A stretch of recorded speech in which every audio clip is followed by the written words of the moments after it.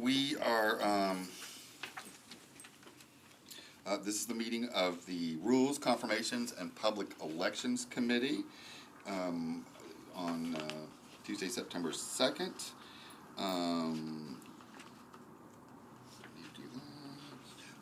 We'll start with the first item on the agenda is public comment. No one has signed up for public comment, so we will move on. I see we have a quorum with myself, Councilmember Truffle, Councilmember Rutherford, and Councilmember Sepulveda. We have a consent agenda with the first two items, the two resolutions. One is RS 2025-1462, a resolution approving the election of certain notaries public for Davidson County, and then a resolution RS 2025-1476, a resolution recognizing the Metropolitan Department of Finance Division of Purchases for being designated a quality public procurement department by NIGP, the Institute for Government Procurement. Do either one of those need to come off the consent agenda? All right, do I have a motion from the committee? Second. All in favor? Any discussion? All in favor? Aye.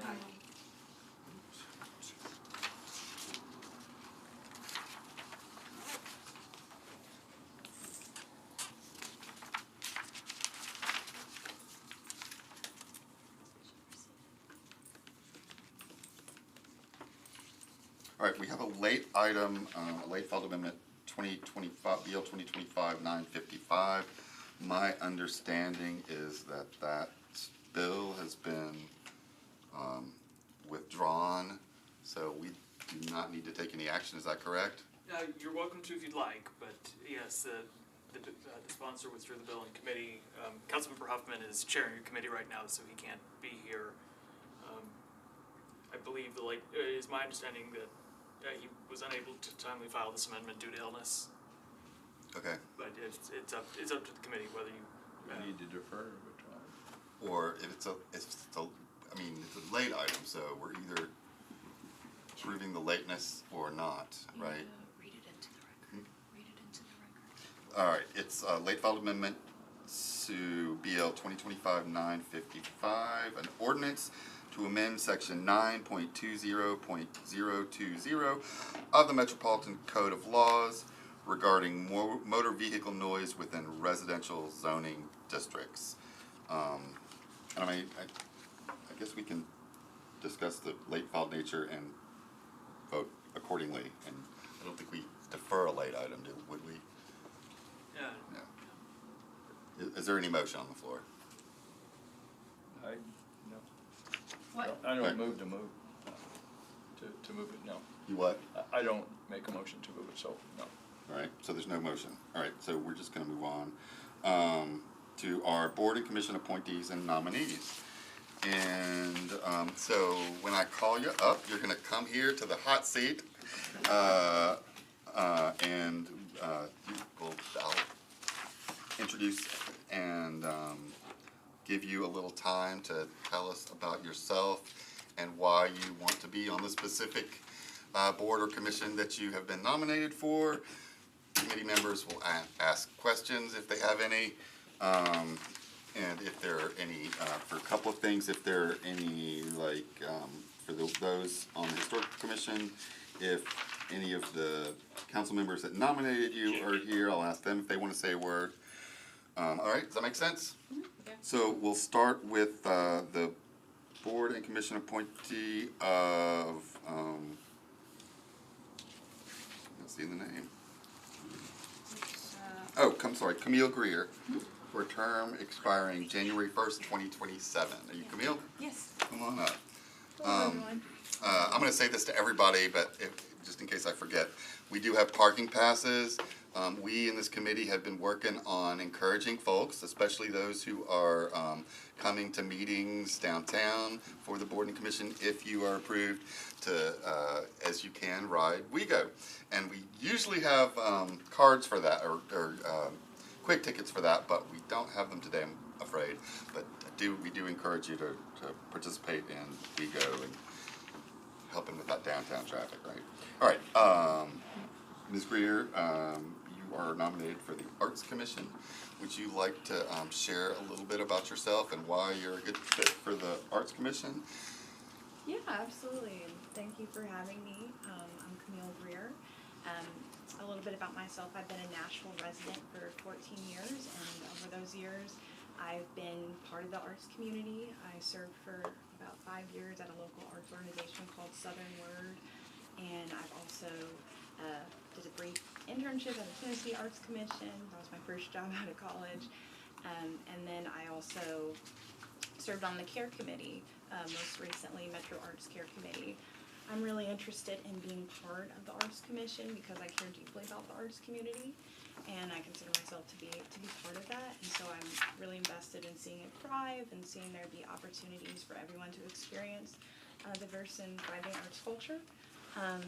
In addition, professionally, I'm a nonprofit executive, so I'm co-executive director at a nonprofit called Mothers Out Front, and I think some of that experience managing an organization and managing operations might be beneficial as well. Awesome. I was an English teacher for many years, so definitely have been following Southern Word and their cool. great work, and been to several events, Yeah. and really appreciate that. And done a good job on that. Yeah. Committee members? Thank you for your willingness to serve on this commission. Have you been following past events with this commission specifically? Yes. Okay. So we're glad to have younger perspective, more diversity on the board. Just want to make sure that no one is going into this blind. We are moving in a very different direction than we have in the past, so Yes. that's always good. And I'm glad that you have served on CARES, so having that experience is really good.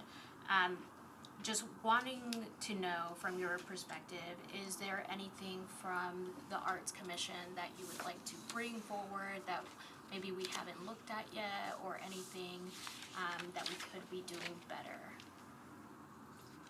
When you say bring forward, do you mean about my Any new ideas? Oh, any new ideas? That's a great question. I know I've been able to be in communication with Ashley and some of her staff just as a member of CARE, and that at different points, they've shared thoughts and giving reflection or feedback of, for example, sharing updates on, or we had an opportunity in CARE, for instance, to give feedback on some of the definitions for like cultural equity and things like that. And so I know that's an ongoing process. I don't want to speak to that, but I have ideas. Same with the processes around, I know there's an effort to get kind of the grant funding timelines back in track, and they did some revisions for this coming fiscal year. But I don't have anything new to add at this point, but I, enjoy being part of the discussions and kind of following with that. Yeah. Thank you. Any other questions? We appreciate you taking time to share your thoughts with us and that your willingness to serve on the commission. So I don't know what you've been told exactly, but so today we are and saying this to everybody that's up. We today are interviewing and voting on the nomination in this committee, and then in 2 weeks these will go to with the exception of these will go to the full council. You are welcome to come back for that meeting. You are not required to. I think we'll have seats for you in the front of the chambers if you're nominated. We'll have seats for you, and we'll recognize those who were there, and thank you for your service. So you may come for that. You may stay home and watch it, or however you want to do. Okay?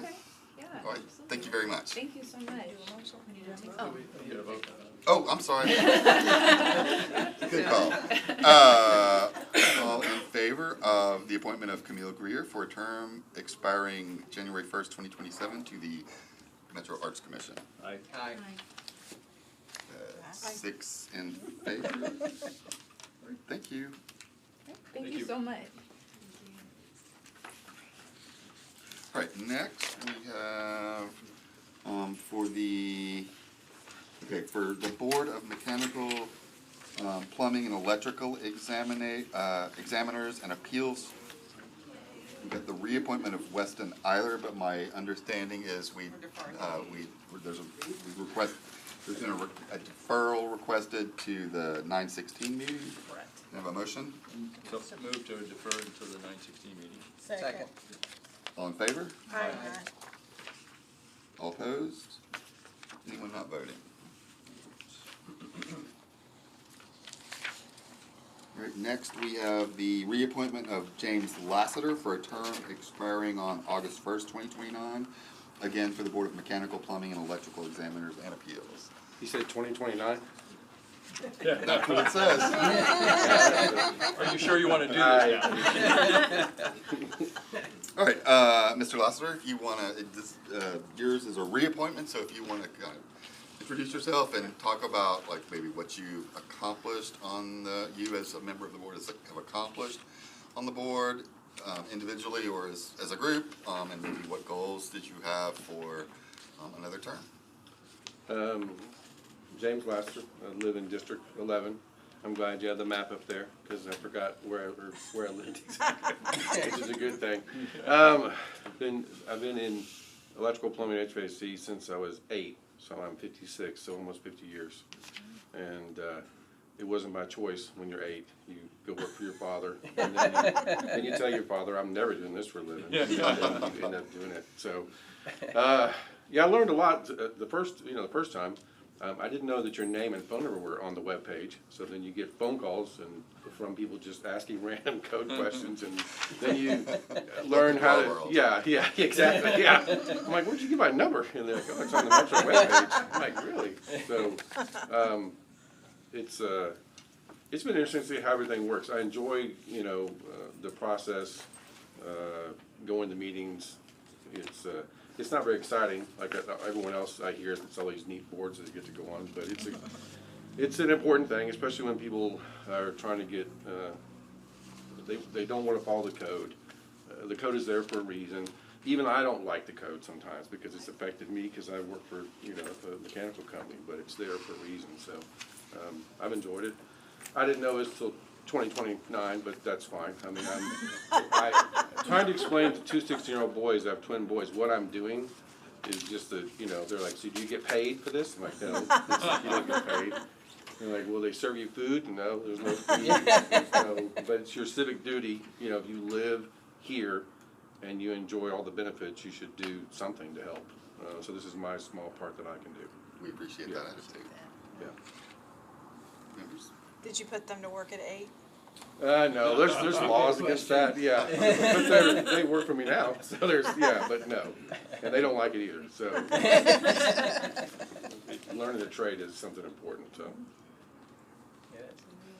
Any other questions? No. Thank you, sir. Let's take our vote. All in favor of or do I need a motion? Motion. It's just done. All in favor of James Lassiter for the Board of Mechanical, Plumbing, and Electrical Examiners and Appeals for a term expiring August 1st, 2029. In favor? Aye. Any opposed? Any not voting? Thank you, sir. Thank you. Yep.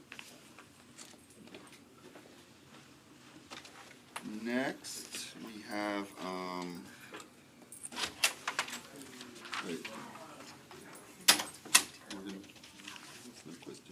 for the Employee Benefit Board, the appointment of Bradley Penson for a term expiring June 30th, 2028. Welcome. I'm sorry. My understanding is Morgan Miller Wallace, there was no questionnaire submitted. Correct. That person's not here, correct? Okay. All right, Mr. Penson, this is an appointment, so you would be new to the. You might have to move to defer one. Yeah, To defer, yes, that's correct. Oh, I'm sorry. Oh, for the no questionnaire submitted? Yes. Okay. I knew. Move to defer one meeting. Thank you. Second. So we've moved and seconded to interview the reappointment of Morgan Miller Wallace. One meeting. All in favor? Aye. Any opposed? Any not voting? All right, thank you. All right, Vincent, share your interest, give us a little bit about Sure. your background, Sure. share your interest in the employee benefit. Sure. I'm Brad Pinson. Thanks for having me. I've been in Nashville since 2005, so 20 years this year. Proud resident of Madison. I'm a lifelong banker, 22 years. Been in the financial services industry for a very long time. And I'm at Alliance Bernstein as a private wealth advisor.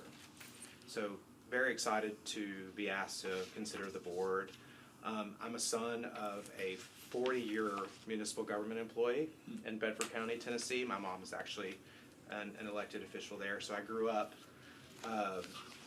with a single mom, and employee benefits mattered a lot to the house, right? So as a financial advisor, financial well-being of Nashvillians is very important to me, and it's especially important to our government employees. So I look forward to bringing my knowledge of the financial industry as well as insurance, health, to that committee. So. Have you watched any of the meetings prior to your nomination? I have not. Do you know how, and I'm only saying this because I know a lot of people don't know, this is one that's recorded, but you have to do a records request to get. And so, assuming you're appointed, it may be helpful for you to do that, so Yes. you can kind of get a lay of the landscape. You may ask a follow-up question. Yes, you may. Kind of related to that, I listened to all the meetings, and so I listened, of course, to the one today, but I think I'm a second termer, so one of the challenges I think that the benefits board has maybe struggled with a little bit is really how do they meet employees where they are as an employee, but then also as a person kind of living their lives, you know, how do those dynamics kind of intersect? And there's some members of the board that maybe have some very strong feelings about what government benefits should and should not look like. Sure. And so, you know, in those situations, there is conflict. And so how would you kind of navigate those conflicts as healthcare and benefits change a lot based on cost, but then the dynamics of like the federal government changes that'll happen, you know, that'll impact us locally, but then also maybe people's strongly held beliefs. Sure. How would you navigate, you know, kind of a conflicting situation? Yeah, it's a tough question and obviously a very important issue. I'm a proud member of the LGBT community, so I believe people should have access to live their best life and have benefits to support that. I feel like in order to bring your best self at work, you have to have your best self at home. And I think that is very important that we're paying attention to not only what other cities and municipal governments are doing, but what are our private sector partners doing and how are they bringing the best ideas for us to consider to make the best decision. Obviously, I haven't paid as much of attention that I probably should have to be here today, but it'll be my honor to serve all employees of Nashville and make sure that I listen to their need. And hopefully we make a great decision together, rooted with support of private sector as well as, you know, other leaders in the community. Mm-hmm. Thank you. Thank you for that. Any other questions? No. All right. All in favor of the appointment of Bradley Pinson for a term expiring June 30th, 2028 to the Employee Benefit Board? Say aye. Aye. Say aye. Any against? Any not voting? Thank you, sir. Thank you.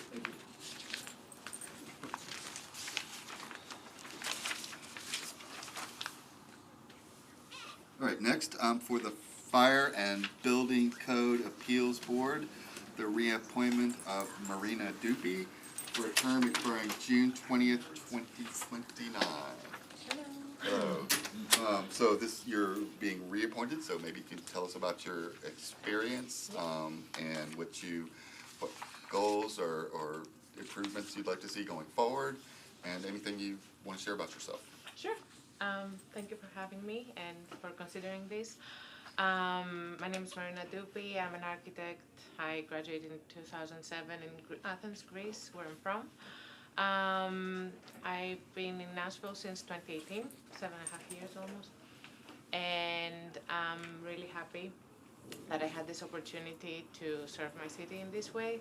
I actually got appointed during COVID. I was just sharing that story, and none of this happened. It was a virtual call, and they just asked me, "Are you a citizen? Are you able to vote?" and all that, and that was it. So I'm happy that I'm having this opportunity now to present myself to you. So I joined the board in 2021. I've actually been the chair since 2022. That has been a great honor. I think it happened a little bit by chance because all the previous members' terms were ending, and I was the only one carrying over. So all the new guys were like, "Can you be the chair, please?" But it has been honestly a great honor for me to do that. I never thought that coming all the way from Greece, that I would get to serve in such a way.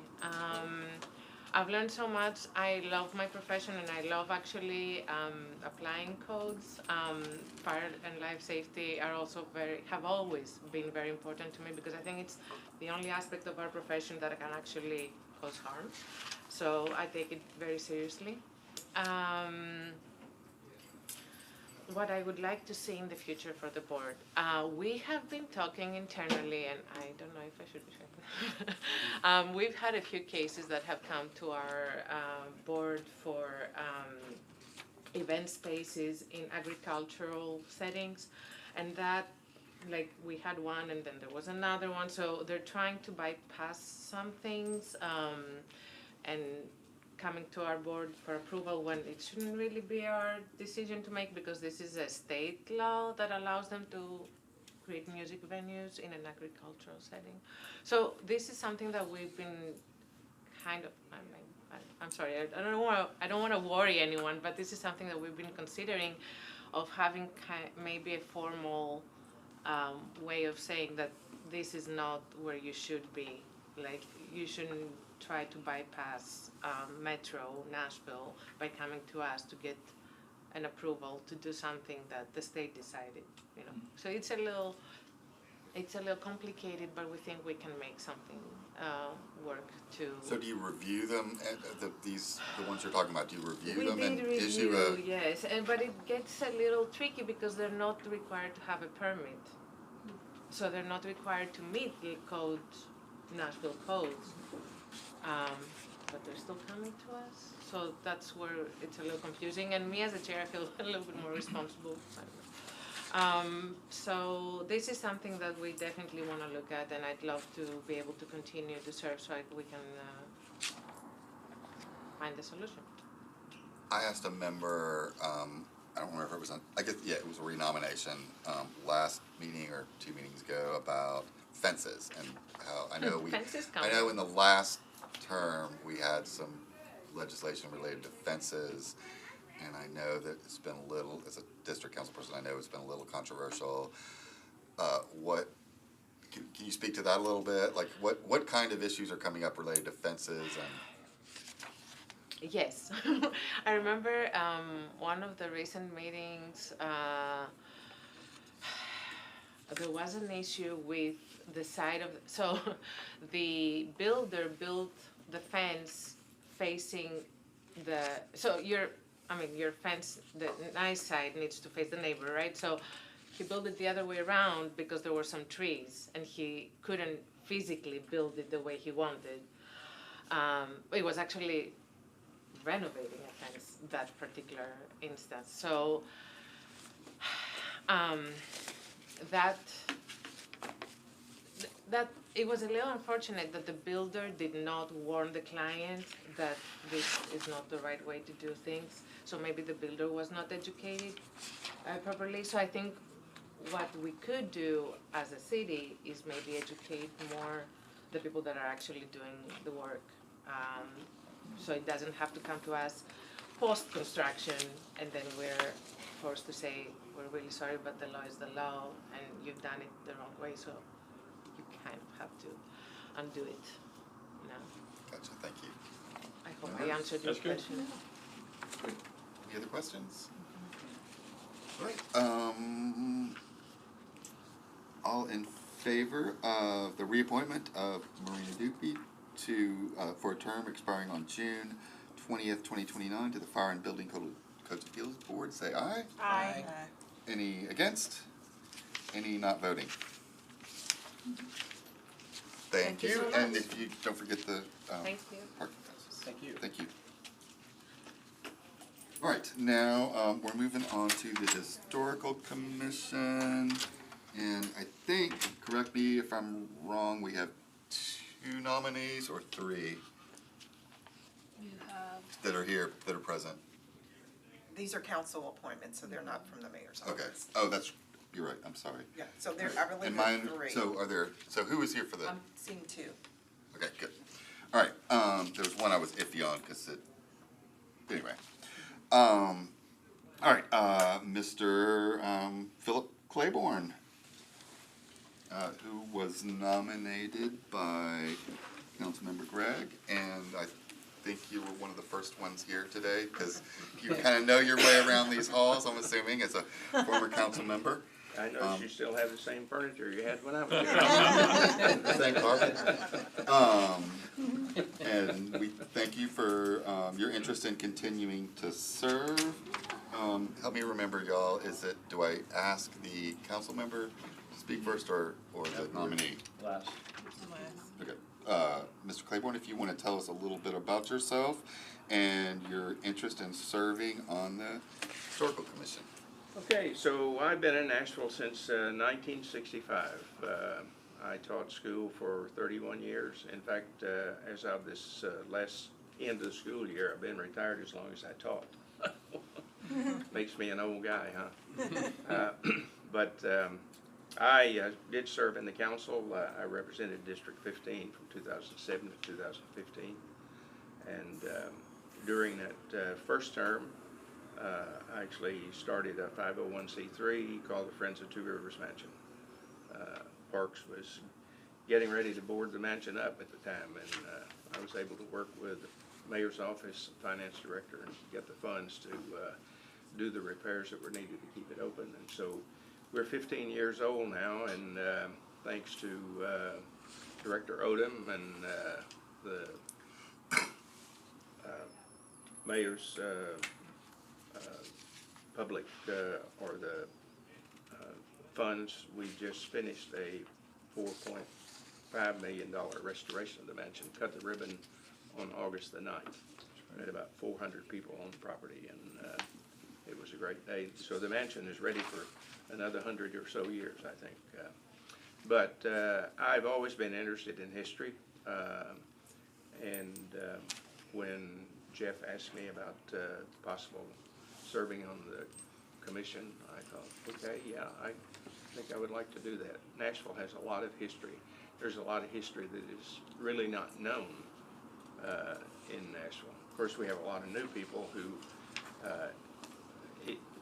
don't know a lot of the history, but there are a lot of residents who don't know the long-term residents. In fact, I found out that people who were living within the neighborhood around Two Rivers Mansion didn't know the history of the mansion. So that's one of our goals, was to tell the story of the McGavick families that lived there. And so I think the Historical Commission plays an important role in helping to preserve Nashville's history, preserve the historical sites, and to provide guidelines on, you know, how new development incorporates with history. And, Any questions, members? What did you teach? I taught art. Oh, okay. Yeah. In fact, I have 125 prints. They're pencil drawings that have been translated into prints and are all at historic places in basically District 15. Churches, historic homes, old businesses, new businesses. And so I try to provide some degree of history with each one of those prints so that somebody comes in and gets one of those. And I provide the proceeds. Well, the picture this in Hermitage is a frame shop, and they are the provider for Phil Ponder's prints. So I'm the other Phil. Two Phils. But, so they take some production costs, and then I give the balance of that print purchase to Friends of Two Rivers as a gift or a donation. Keeps me away from the IRS also. Gotcha. Any other questions? Yes, ma'am. Thank you for your willingness to serve. I do have a question. So I was a history poli-sci major in college, so it's a subject that's very important to me. I think it was my first term. My district was one of the only ones without a historical marker, and so when they approached me asking me how I would like, what I would like to recognize in the district, there were a couple of options that they put before me, which was either recognizing the Kurdish community, recognizing the Hispanic community, or recognizing a black cemetery that was in my district, which was a pretty hard choice, but I wanted to make sure that the Kurdish community was recognized, and so we were able to put up a historical marker. It wasn't in my district at the time, so my district was still without a historical marker, but luckily the redistricting lines changed and it ended up being in my district. But all of that to say, we don't do a great job of telling the history of minority communities. So what would your role be, or how would you uplift those communities if appointed to this position? You know, that's, if I were to serve on the marker committee, then I would certainly be, you know, more involved in that. I just think the history of this city is important. And so whether it's a minority area or whether it's some other area, if it's an important part of Nashville's story, then it's a part that needs to be told. Thank you. Any other questions? All right. Are you gonna recognize, Oh, I'm sorry. Yes, Councilmember Gregg, would you like to speak to your nominee? Absolutely, it's my pleasure. So Phil's being modest, he has become an expert, if you will, on both the needs and the unique situations that arise with the historic structure. And I've watched him almost single-handedly bring attention to the mansion. And like you mentioned, he created this friends group that originally started with the mansion, has now grown to include Stone Hall. And so their efforts are much wider for that friends group, and all their work is to tell the story of those historic buildings. So between his artwork and his unique ability to tell the story around history, I think he's well suited and well qualified to serve. Thank you. Any other members? All right, all in favor of the nomination of Phil Claiborne to the Historical Commission, say aye. Aye. We're at 7 now. All right, any against? Any not voting? 7 to 0 to 0. Thank you, sir. Thank you very much. Thank you. All right, now, we look at the nomination of Betsy Phillips to the Historical Commission.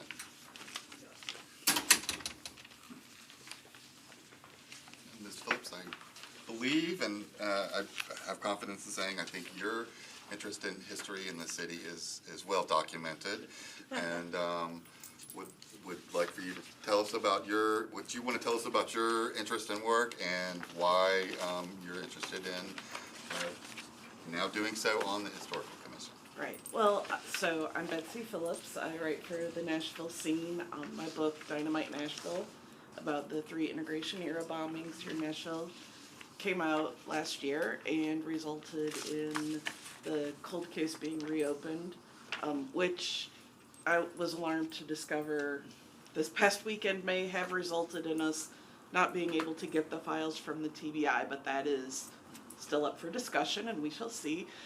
I know it's a cliche to say, but I really love Nashville history, and I love the history of the people in Nashville who have struggled for freedom and for new ways of doing things.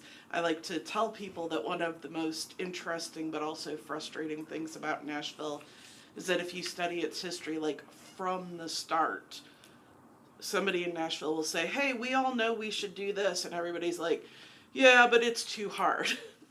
But there are all these moments of possibility where you can see that, like, Nashville has always had this kind of strange role in American history of being the people who are like, of course some of our women got Revolutionary War land grants.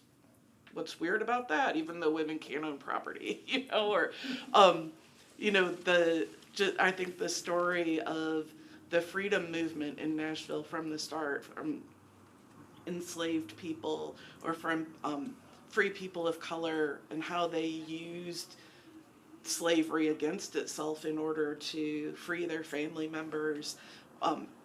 You know, these are such inspiring stories.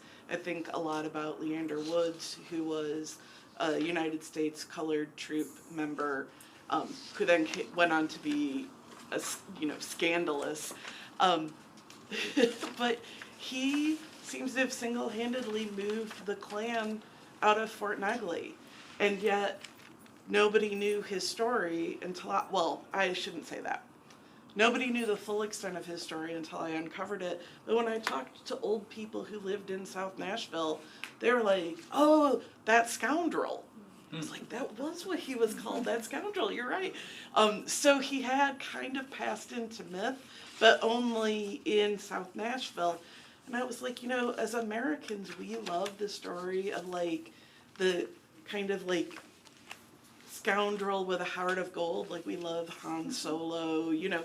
And I'm like, we have that guy right here, like a real man who lived here and did, you know, he did steal other people's Civil War pensions, and he did run around with women half his age, but he also, like I said, got rid of the Klan at Fort Negley and, you know,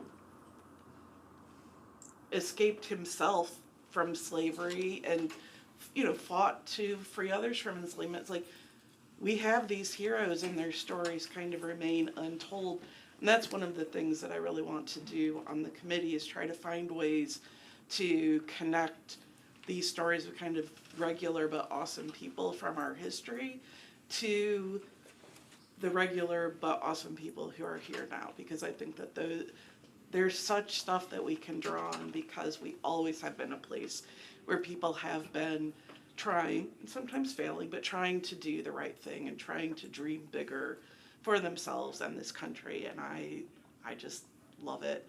I also, you know, my work right now, I'm trying to catalog all of the headstones that William Edmondson carved, so I'm interested in hearing about your cemetery, your district.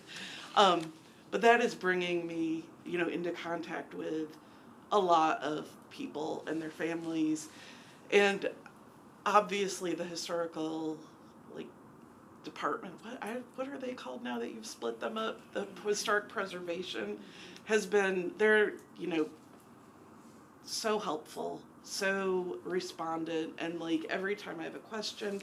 So I really feel like this is my chance to offer support in the way that they've offered support to me, and to also continue my obsession with, like, bringing Nashville's history to Nashville's people. Sorry, Thank you. No, I you're could fine. go on about You're this. fine. I've been following the work on William Edmondson a lot. My grandfather was a sculptor, kind of overlapping Edmondson at some point in the 40s and 50s. Is that right? Yeah. So I've been following that with a lot of enthusiasm too. Council members? Any Yes, ma'am. I'll always have a question. So your cemetery interest, I think that's one of the things that I struggle with in general is historic cemeteries, because I have several of them, and of course they're being developed around. Right, yeah. I got a lot of descendants that are dying off. I got headstones that are in various stages of array, disarray, that kind of thing. And it almost feels like it's, no disrespect to our team in historic, but it doesn't feel like there's as much direction on, like, what do you do if you have a cemetery where there's nobody around that is interested in taking care of the cemetery? And I know there's a lot of state law and everything that kind of Right, applies, of course, to things like removal. But even just like, how do you clean a headstone correctly and those kinds of things. And so, and then I have a Rosenwald School in my council district that's been discovered in the last like 2 years. And I think that locally they have been probably gotten more information on things to do at the state level. Yes. You know, as far as tactical things that they should be doing because it's part of a church. Anyway, so I guess how would you make that connection? Because I think telling the stories are really important, but also how do you like bridge that to council members where this is our, you know, second job? I don't have time at the moment to go learn how to preserve a headstone or Right. what to do. So how do we like kind of boost us up and build those bridges, I guess, from Right, and I do think that this is an important thing. I know that Historic Preservation has been working on this vast, like, cemetery census, basically, to help us locate everything, figure out who's in them. And then, in many cases, at least I've found, is that the reason that they're abandoned is that their descendants don't know they're there. You know, and so there is a way in which if you can get in there, discover even who's in there, you will find descendants who are happy to help. I also think, and you know, clearly this is just a wish of mine, but I wish that there was a way in which we could transfer unclaimed cemeteries to parks so that at least they would stay mowed. Because I think that one of the reasons, I know for the older African American cemeteries, the ways in which enslaved people and the people in those 1 and 2 generations right after enslavement buried people don't look like how white people expect cemeteries to look. So a lot of those cemeteries have been lost because they're like, oh look, it's overgrown, it's abandoned, and it's like, no, you just didn't understand what you were looking at. But I do think if there was some way that we could, like I said, transfer that to parks where so it's at least mowed. Or I worked really hard on Benevolent Society No. 2 Cemetery, which was a cemetery that was destroyed, and hopefully everybody was moved up to the top of the hill, and they were supposed to keep that cemetery open for descendants to get to, and unless those descendants are all mountain goats, it was not accessible. Now, Habitat for Humanity has taken it upon themselves to kind of adopt the cemetery, and they're reopening it from the back end, where they're putting in a neighborhood and a park, and they're working to get the cemetery as a part of the park, which is amazing. But I think more like that, where we're having parks, cemetery, you know, friends of the cemetery, or even these cemeteries that don't even have friends, you know, but just somebody to look out for them and, you know, to tell the stories. One of the things that I found is that you can get non-relatives really excited about something if you're like, hey, here's the story of this place, and all of a sudden it goes from being kind of like an eyesore in the neighborhood to something that people in the neighborhood feel proud of because, oh wait, all right, I know what this is, I know why this is here, and I feel like these are our neighbors in some way. So yeah, I think that's very important. Any other council members? I guess, thank you for your willingness to serve. Similar to the previous nominee, I guess you've answered quite a bit of the question that I posed, but I wanted to pose it to you as well. How would you uplift minority stories if elected to serve on this board and commission. I guess I wanted to add a second phase to that question because we are a city that is becoming more diverse every day, and I feel like we are losing a lot of the stories of people Yes. who are here and who are dying and who are leaving, and how do we, preserve those stories as we move on in the years to come. Right. Well, this is actually something, weirdly enough, I've been thinking a lot about with Steve Harouche, who works for the Banner, who I've known for a million years. He's working on a project with Simone Boyd where they did a podcast, We Are North Nashville, that interviewed elders in North Nashville and talked about the changes to the neighborhood.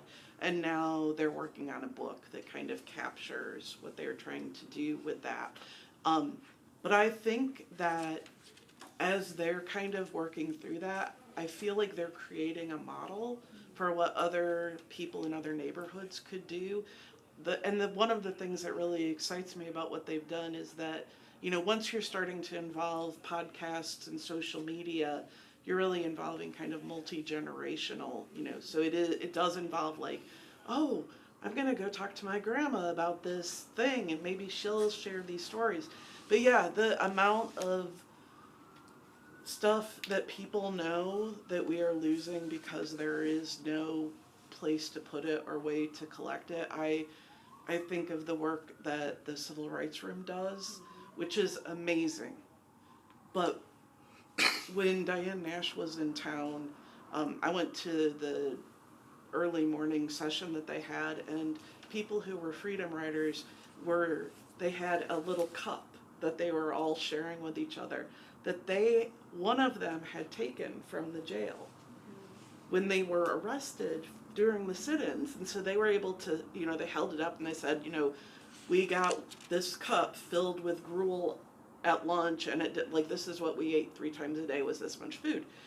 I was like, wow, this is amazing. But then when they left, that cup just went home with somebody. And I think a lot about the fact that right now we are really heavily dependent on people's children and grandchildren, like holding on to stuff that they might not know is important, right? Like if a grandkid came across that cup, they would just be like, here's this like beat up metal cup, who cares, right? But if we had a place to put that, a museum, or if we empowered the Civil Rights Room to be taking on artifacts, somebody could step in and we wouldn't lose that. And they could ask the stories, but I think it weighs heavily on, I would hope, on historians' minds throughout the city that like the most important movement of the 20th century, Nashville was one of its most important hubs. Not only don't we have a museum dedicated to it, even though every other city that was critical to the civil rights movement has a museum. Our people are still here, but we are losing them so quickly, and we're losing their knowledge and their stories, and I think it really, that weighs really heavily on me. And I think, in terms of, the Hispanic community and the Kurdish community, like we are, especially with the Kurdish community, 20 years away from being in that same situation where the people who first came here, who have these stories, will start to pass on, and then it'll be lost. Things that they just take for granted, like, oh yeah, well we ended up in Nashville and not somewhere else for these reasons, or we worked with these people. That's all knowledge that's in their heads, and we have no way to draw it out and preserve it. Thank you. Committee, are we ready for me to go to Councilmember Benedict? Councilmember Benedict, would you like to speak to your nominee? Thank you, Chair. Absolutely. So Betsy's shared all the reasons why I nominated her. I first met her maybe a year and a half ago or so, and when just last term I really picked up a passion for things like saving the Morris Memorial Building, right? Like I got behind Zolfat, so Councilmember Suara on that, to say Mr. Cooper, Mayor Cooper, we can afford to do this, let's do it. Well, when we weren't able to do that, and when the idea of a civil rights museum seemed to be out of grasp for us, and by any movement of the body, is when I started being more aware of things, and then Dynamite Nashville came out. And I read that book, and I'm like, oh my gosh, here's somebody who knows more about the civil rights movement than anybody I've ever talked to in this city. And so she did this research. So the book itself is how I got connected to her.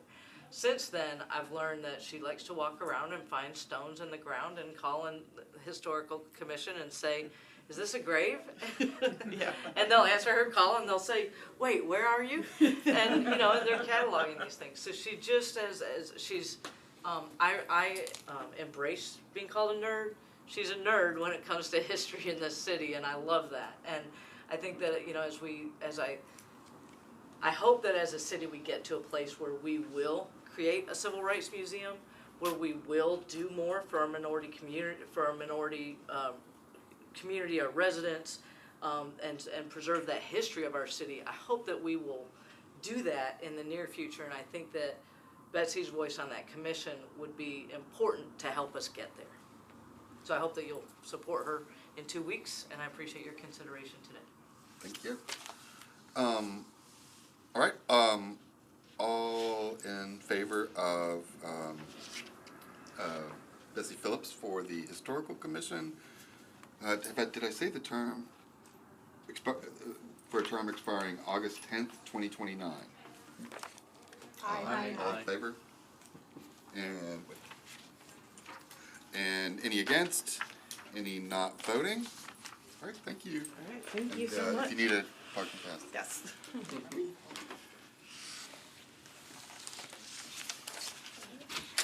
All right, now, we have, the reappointment of, Shannon Raybon for the Procurement Standards Board. But my, understanding is that there's no questionnaire submitted at this point. So, shall we defer? I move to defer one meeting. Second. All in favor of a deferral to the September 16th council meeting? Aye. Aye. So, any against? Any not voting? All right.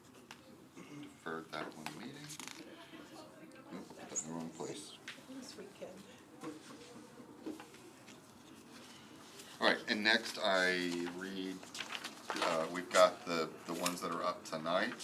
And so correct me if I'm wrong, I read these into the record and then we vote on them unless anybody wants to pull one of them off. I read these into the record and then we vote on them all together, correct? Yep. All right, to the appointment to the Fire and Building Code Appeals Board of Ramon Andy Berry for a term expiring July 20th, 2029. The reappointment of Devinder Sandhu for a term expiring July 20th, 2029 also to the Fire and Building Code Appeals Board. To the Historical Commission, the reappointment of William Bill McKee for a term expiring August 10th, 2029.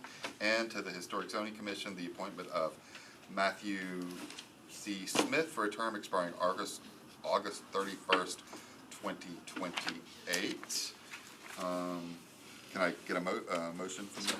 Second.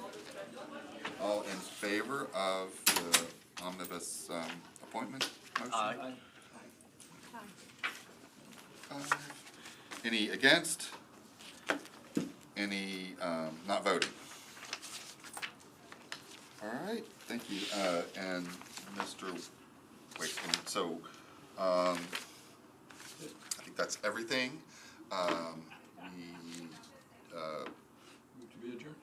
We are adjourned. Is there a motion to adjourn? I move to adjourn. All right, thank you. I do want to ask, Mr. Wisdom, I do want to ask you a question. Yeah, Or maybe Mr. Are you still, So, are we still on today- council, so- are we yeah, adjourned? so So, Oh. yeah, let's,